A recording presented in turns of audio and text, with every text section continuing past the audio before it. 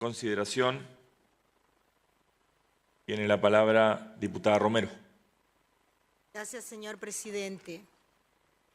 Este año es el aniversario, el 30º aniversario de la reforma de la Constitución Nacional que se llevó adelante en el año 1994, cuyos convencionales sesionaron en los claustros de la Universidad Nacional del Litoral en Santa Fe, en Paraná, y se sanciona en la residencia del general Urquiza, hoy llamado Palacio San José.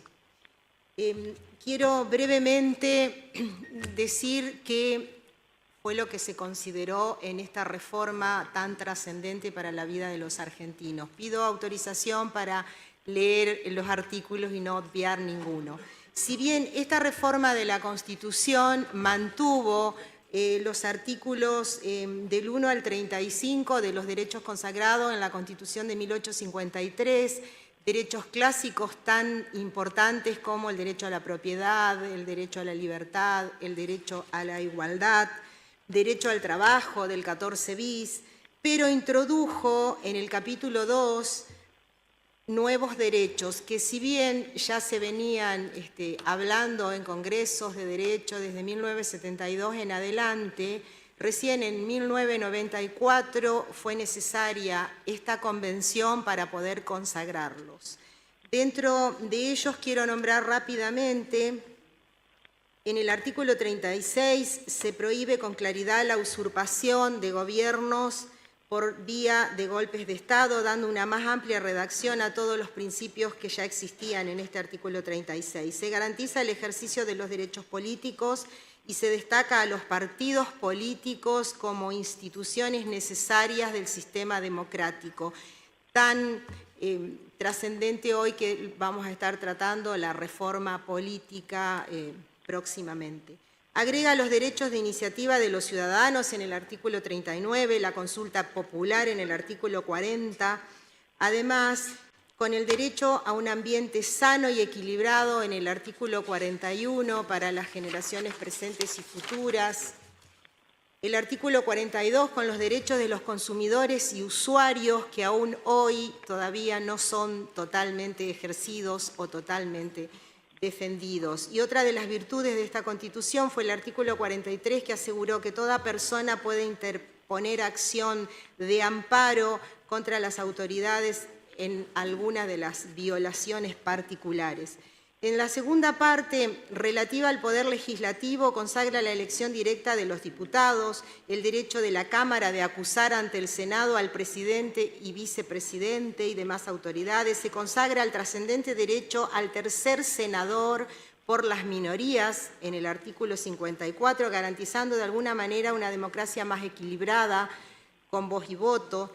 Se regula los derechos y atribuciones del Congreso de la Nación en el artículo 75, incorporando los tratados internacionales tan trascendentes, que son varios, pero solamente quiero nombrar la Convención Americana sobre Derechos Humanos, la Convención sobre la Eliminación de todas las formas de discriminación contra la mujer, la Convención Interamericana sobre Desaparición Forzada de Personas, la Convención sobre los Derechos de las Personas con Discapacidad y la Convención Interamericana sobre Protección de Derechos Humanos de las Personas Mayores, que en nuestra Constitución provincial hablamos de adultos mayores.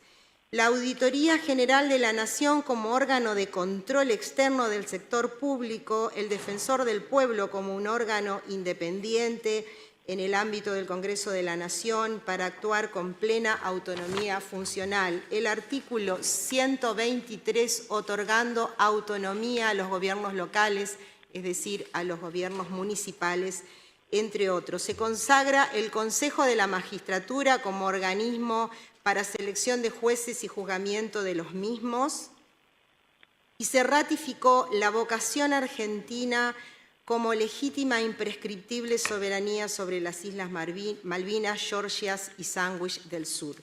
Señor presidente, colegas diputados, solicito el acompañamiento porque este proyecto no solo solicita el holograma en la documentación del Estado con el logo de del aniversario, sino también hacer diferentes capacitaciones sobre los nuevos derechos, porque aún hoy estos nuevos derechos no siempre son protegidos.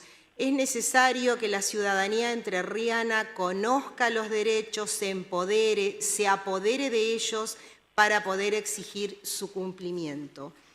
Esta Carta Magna es la que nos protege de los abusos del poder, pero también, como fue definida por un juez de Estados Unidos, es la protectora del pueblo contra el pueblo.